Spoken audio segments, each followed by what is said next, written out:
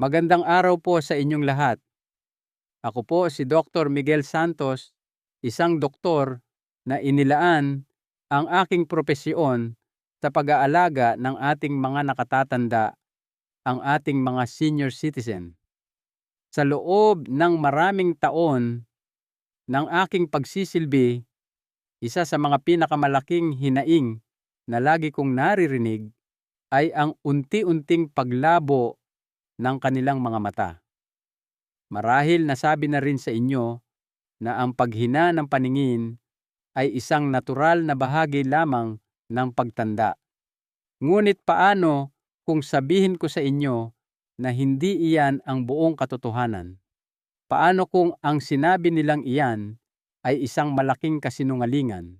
Ang totoo, 99% ng mga nakatatanda ay hindi batid na ang kanilang paningin ay humihina hindi dahil sa paglipas ng panahon, kundi dahil sa isang tahimik na pamamaga at kakulangan sa bitamina na hindi kailanman ipinaliwanag sa kanila.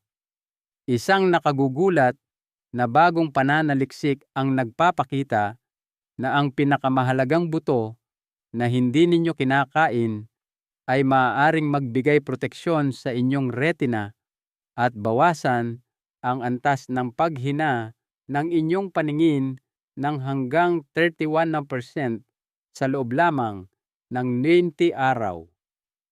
Tama po ang inyong narinig, isang buto lamang.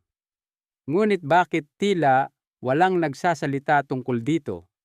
Karamihan sa mga medikal na profesional ay patuloy na nagrereseta ng mamahaling eye drops o salamin sa mata, ngunit bihirang-bihira nilang talakayin ang mga lihim na ito na nagtataglay ng pambihirang nutrisyon.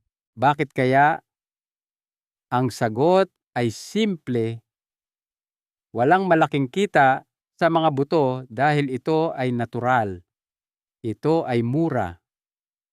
Nanganganib din dito ang $1 bilyong na industriya ng paningin na nakasalalay sa walang katapusang supply ng mga reseta at operasyon.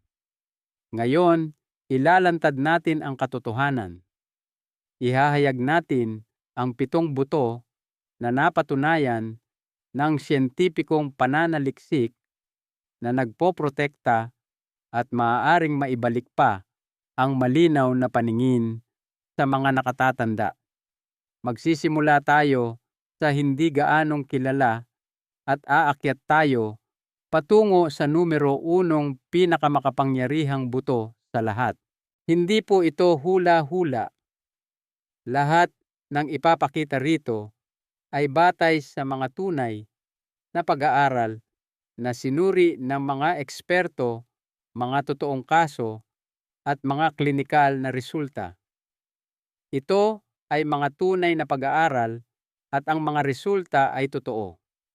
Higit pa rito, na ibalik nito ang kakayahang magbasa, magmaneho at mamuhay ng mag-isa para sa maraming senior na nawalan na ng pag-asa. Bago tayo magsimula, mangyaring ibahagi ninyo sa comment section sa ibaba kung saan kayo nanonood, ilang taon na kayo, at kung nagbago ba ang inyong paningin sa mga nakalipas na taon. Ano ang ginagawa ninyo ngayon para maprotektahan ito? Binabasa po namin ang bawat isang komento at sinasagot namin ang bawat isa sa kanila ng mga personalisadong rekomendasyon at payo. Siguraduhin din na i-like ang video na ito at mag-subscribe sa ating channel para makapanood pa kayo ng mga katulad nito. Kaya't simulan na natin. Ikapito, ang buto ng sunflower seeds. Unahin natin ang buto na madalas isinasantabi ng karamihan, ngunit maaaring maging unang hakbang ninyo tungo sa pagbabalik ng malinaw na paningin. Ito ang buto ng sunflower. Bagamat tila simple at pangkaraniwan, ang mga buto ng sunflower ay nagtatago ng isang pambihirang benepisyo para sa kalusugan ng mata ng mga senior. Ang maliliit at malutong na butong ito ay siksik sa vitamin E, isang antioxidant na nagsisilbing kalasag ng mga selula sa inyong mga mata laban sa mapanirang epekto ng oxidative stress. Isipin ninyo ang oxidative stress bilang isang uri ng kalawang sa loob ng ating katawan. Ito ay isang proseso kung saan ang mga mapanganib na kemikal na tinatawag na free radicals ay dumarami at nagsisimulang sirain ang malulusog na selula, lalo na ang mga sensitibong selula tulad ng mga matatagpuan sa inyong retina. Habang tayo ay tumatanda, ang retina, ang tissue sa likod ng mata na sensitibo sa liwanag, ay nagiging lubhang madaling masira ng ganitong uri ng pinsala.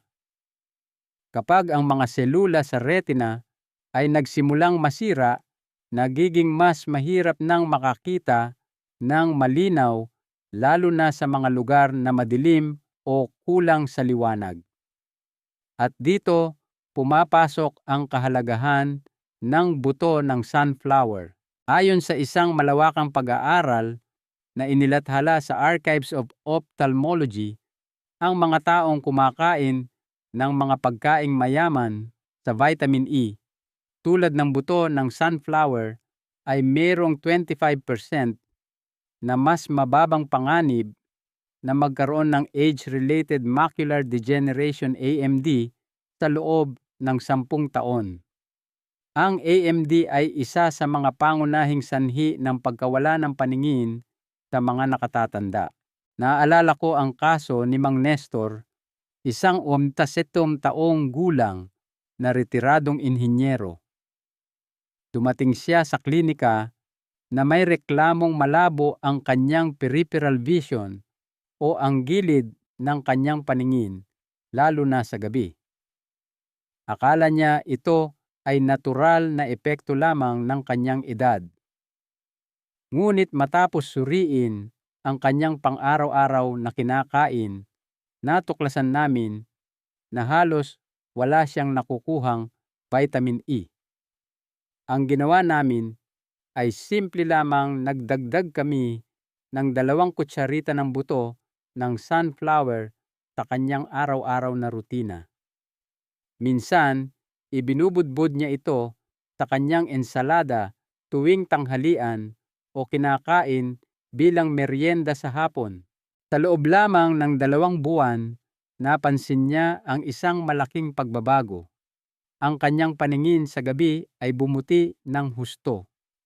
Dahil dito, nakapagmaneho siyang muli, pagsapit ng gabi, isang bagay na hindi na niya nagawa sa loob ng mahigit 1 taon.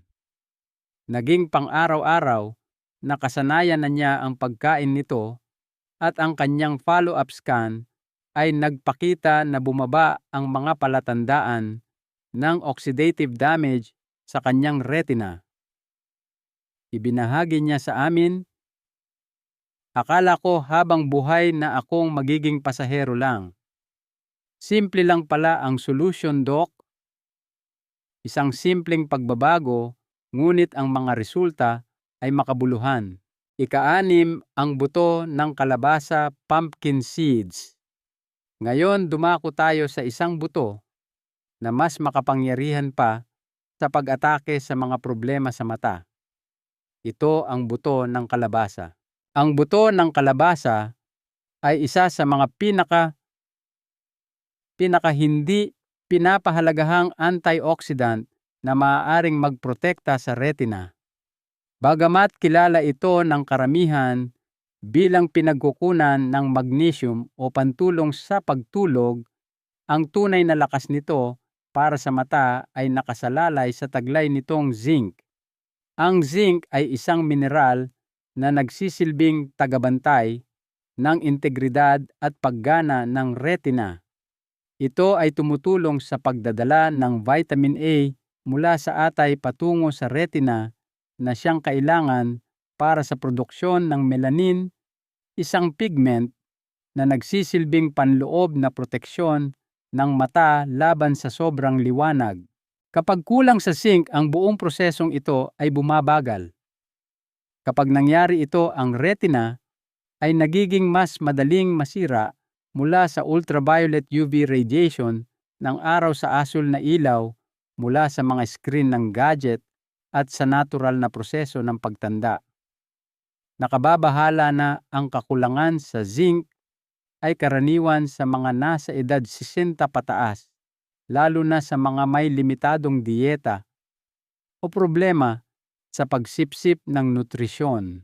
Sa katunayan, isang mahalagang klinikal na pag-aaral na inilathala sa Investigative Ophthalmology and Visual Science ang natuklasan na ang mga senior citizen na uminom ng zinc supplements ay mayroong 21% na mas mababang tsansa na umabot sa malubhang yugto ng macular degeneration kumpara sa mga hindi uminom nito.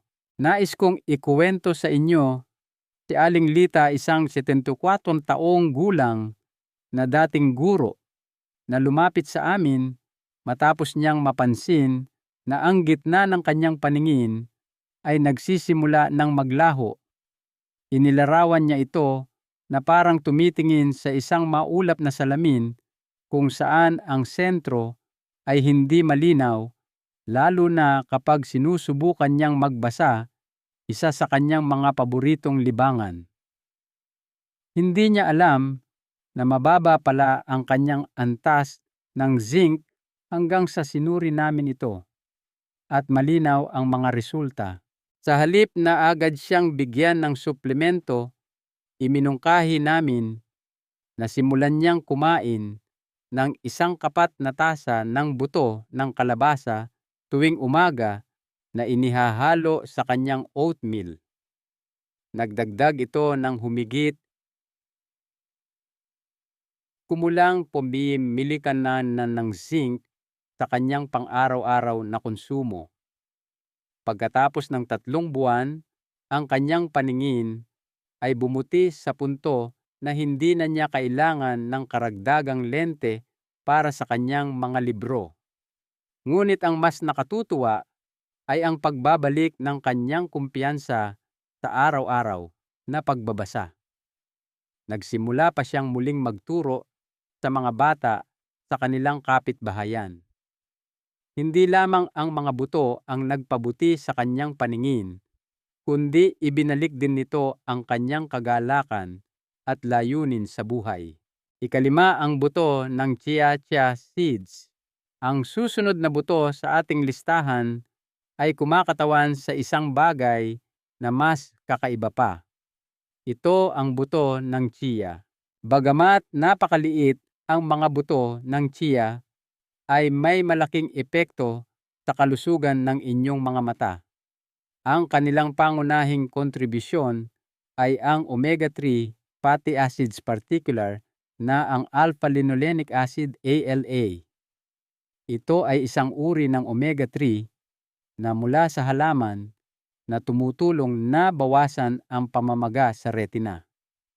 Habang tayo ay tumatanda, ang talamak na pamamaga, chronic low-grade inflammation, ay isa sa mga lihim na puwersa na nag-aambag sa pagnipis ng retina, panunuyo ng mata, at maging sa pagtagas ng mga daluyan ng dugo na sa huli ay nagreresulta sa pagkawala ng paningin. Ang pamamaga ay isang tahimik na pagkasira ng makula, ang bahagi ng mata na responsable para sa malinaw na gitnang paningin. Ito ay isang mahirap na kalagayan dahil kadalasan ay hindi ito may kasamang halatang sakit o kirot. Sa isang randomized controlled trial na inilathala sa journal na Nutrients, ipinakita na ang regular na pagkonsumo ng ALA sa loob lamang ng 8 linggo ay nagpabuti sa integridad ng mga daluyan ng dugo sa retina at nagpababa ng mga marker ng pamamaga. Ang isa pang dahilan kung bakit napakahusay ng chia seeds ay dahil naglalaman din ito ng mga antioxidant tulad ng lutein at zeaxanthin na direktang sinisipsip ng mata at gumaganap bilang panloob na salaming pang-araw upang salain ang mapaminsalang liwanag. Nagkaroon kami ng isang pasyente, si Ginang Nancy, isang 70 taong gulang na may hilig sa pagbuburda. Dati siyang mananahi.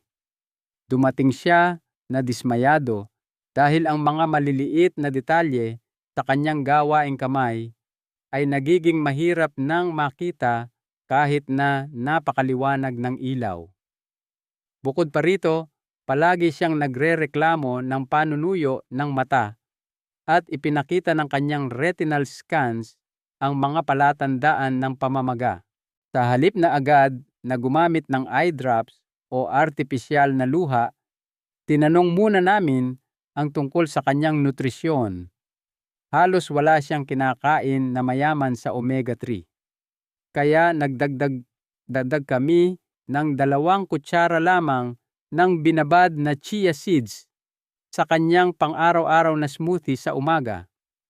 Sa loob ng 6 na linggo, naranasan niya ang isang makabuluhang pagbawas sa tindi ng kanyang mga sintomas ng dry eye.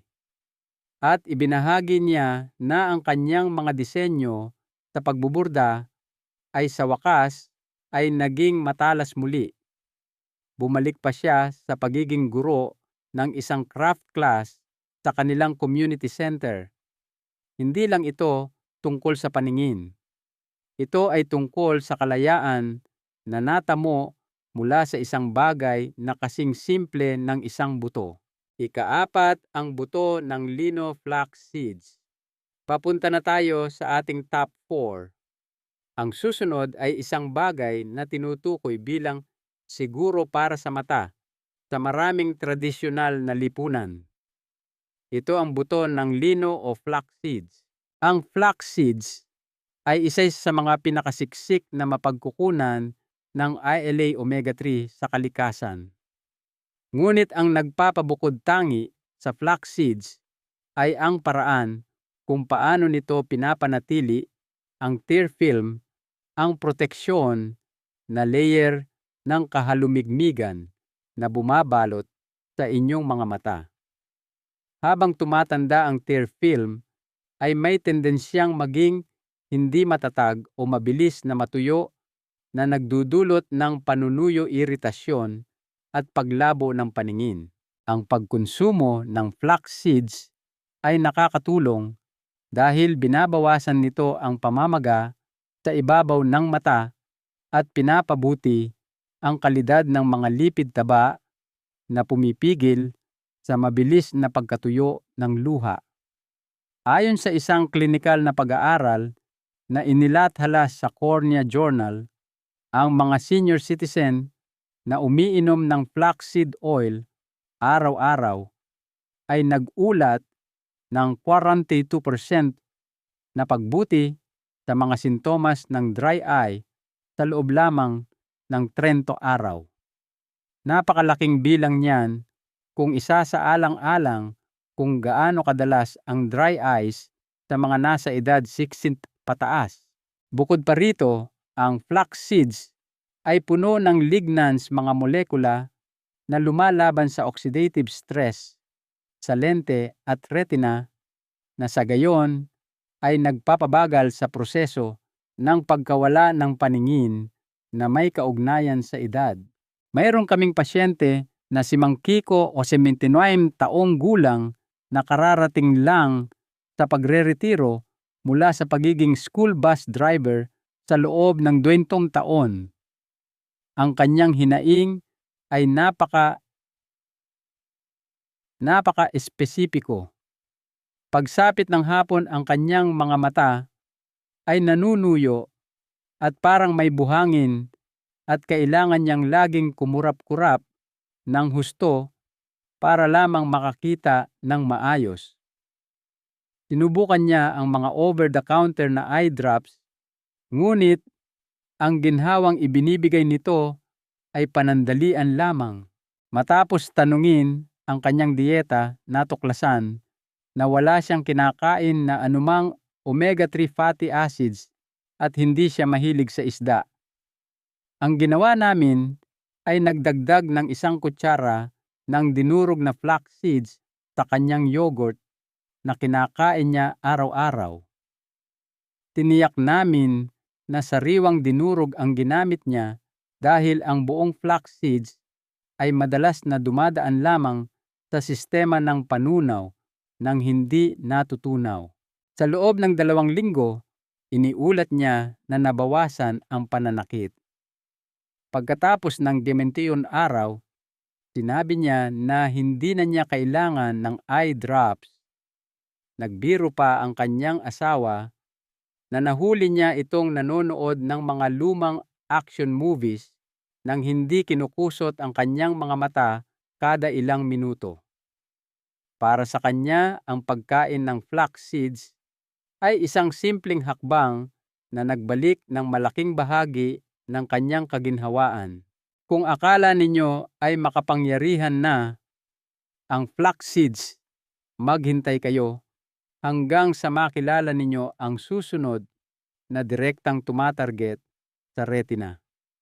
Ikatlo, ang buto ng itim na linga, black sesame seeds.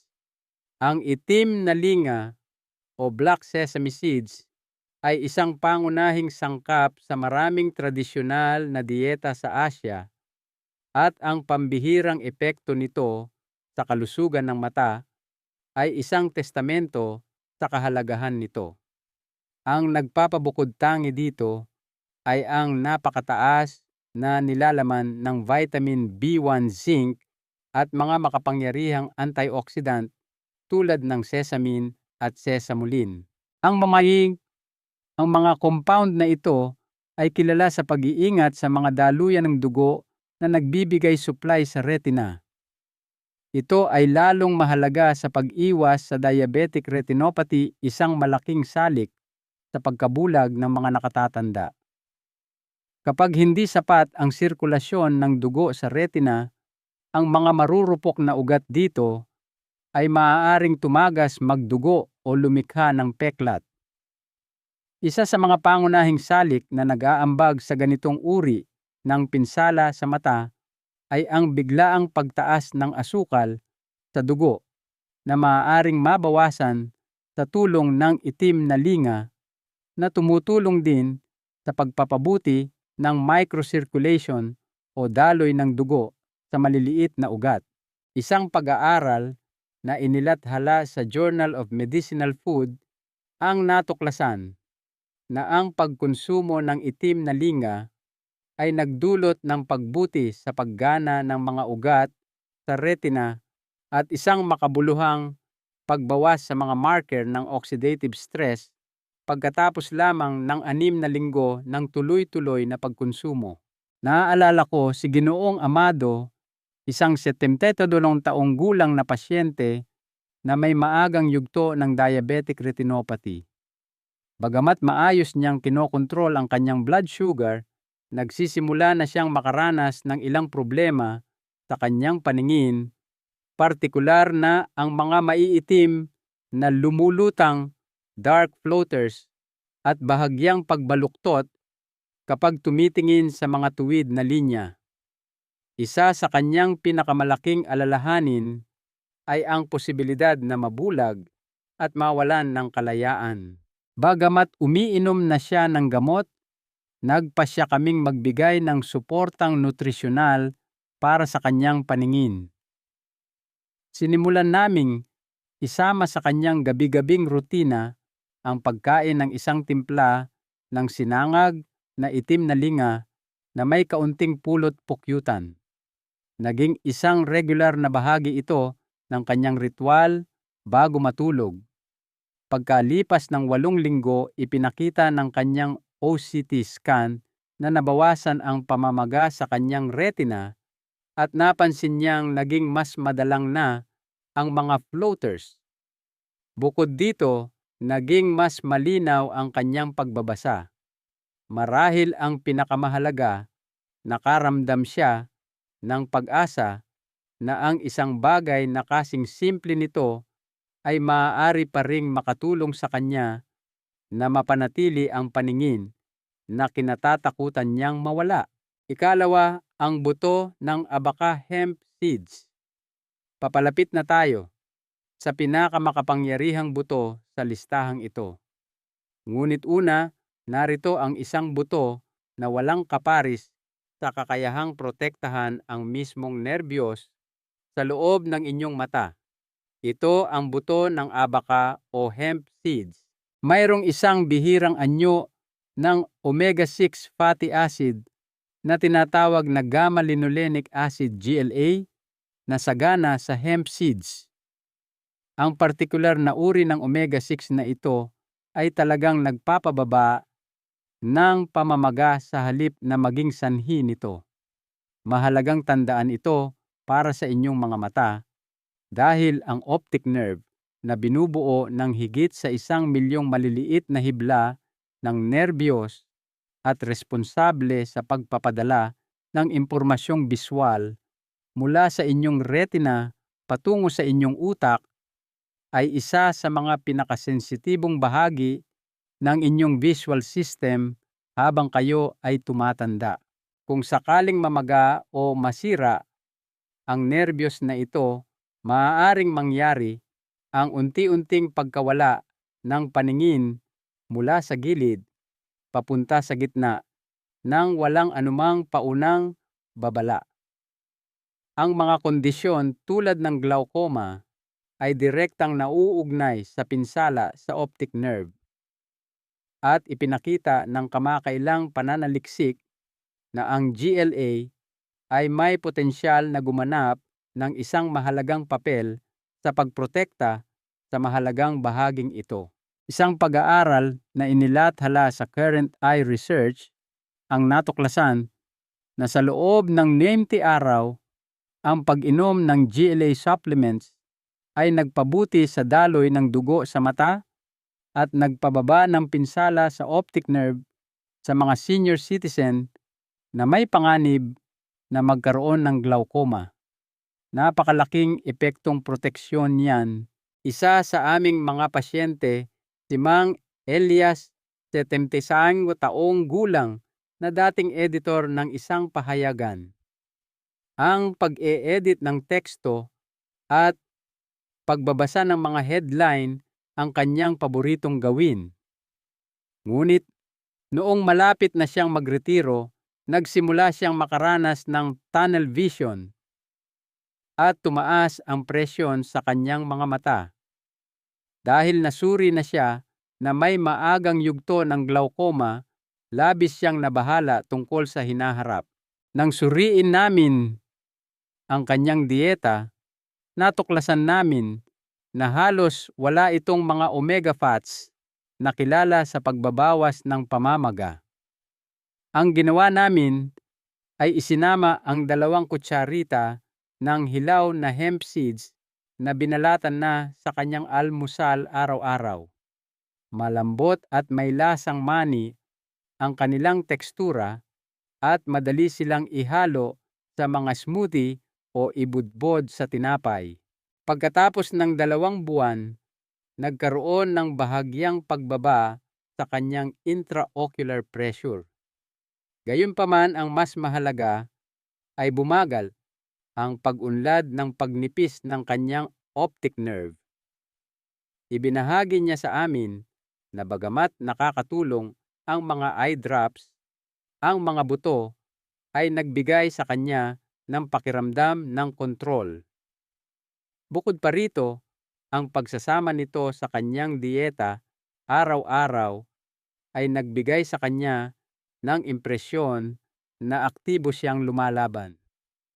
Para sa kanya iyon ay isang malaking bagay sa pagharap sa kanyang kondisyon. Una ang buto ng saffron seeds at ngayon dumating na tayo sa buto na nangunguna sa listahang ito. Ito ang may pinakamatibay na ebidensyang siyentipiko, pinakakahangahangang mga resulta at pinakakapukaw damdaming kwento. Pagdating sa pangangalaga ng paningin, ang buto ng saffron ang numero 1.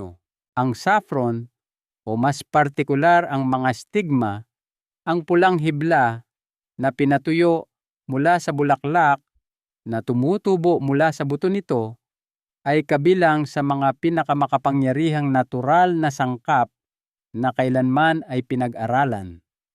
Ngunit halos walang senior citizen na nakakaalam nito. Ang saffron ay sagana sa dalawang makapangyarihang carotenoids na tinatawag na crocin at chroitin. Ang mga carotenoids na ito ay pangunahing tinatarget ang mga photoreceptor cells na matatagpuan sa retina.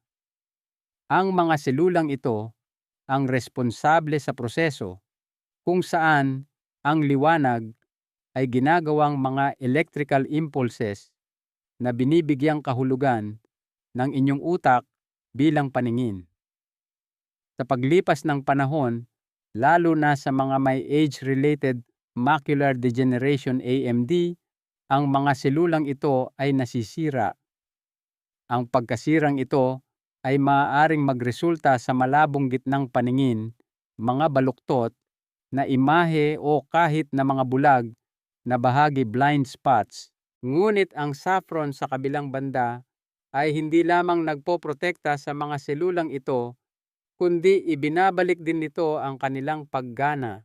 Ayon sa isang groundbreaking na klinikal na pagsubok na inilathala sa British Journal of Ophthalmology, ang mga pasyenteng may maagang yugto ng AMD na uminom ng 20 ml ng saffron araw-araw ay nagpakita ng makabuluhang pagbuti sa pagiging sensitibo ng retina at talas ng paningin pagkatapos lamang ng 3 buwan.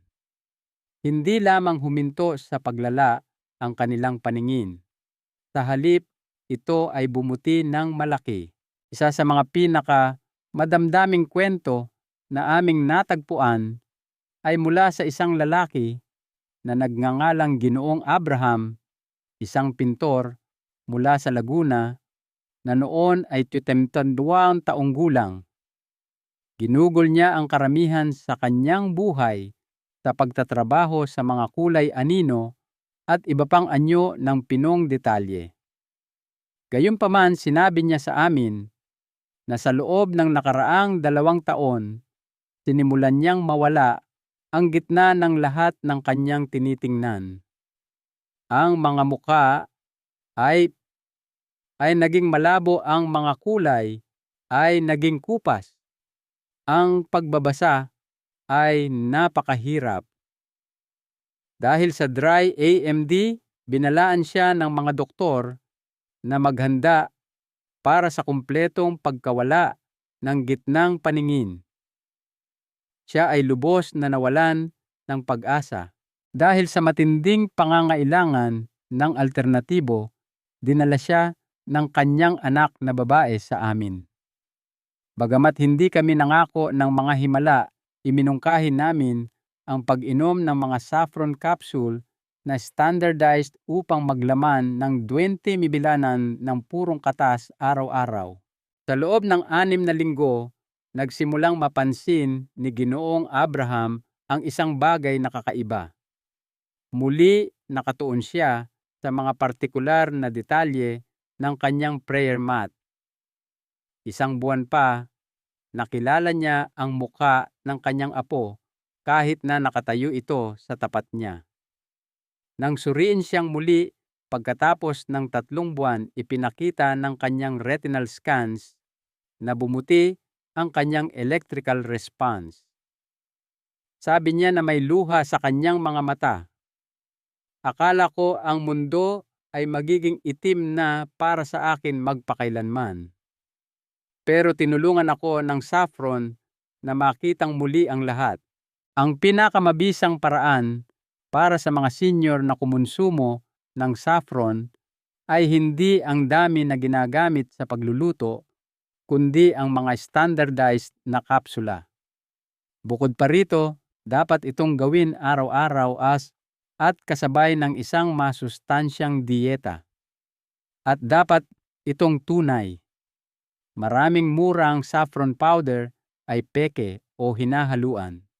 Ngunit ang tunay na saffron na sinuri sa laboratorio kapag kinuha sa tamang dami ay may potensyal na maging pinakamalapit na bagay na nakita natin sa natural na pagbabagong buhay ng retina. Ang butong ito ay may potensyal na muling pag-alabin ang apoy ng pag-asa sa puso ng mga senior citizen na nawalan na ng pag-asa sa kanilang paningin, konklusyon at isang mahalagang aral sa buhay.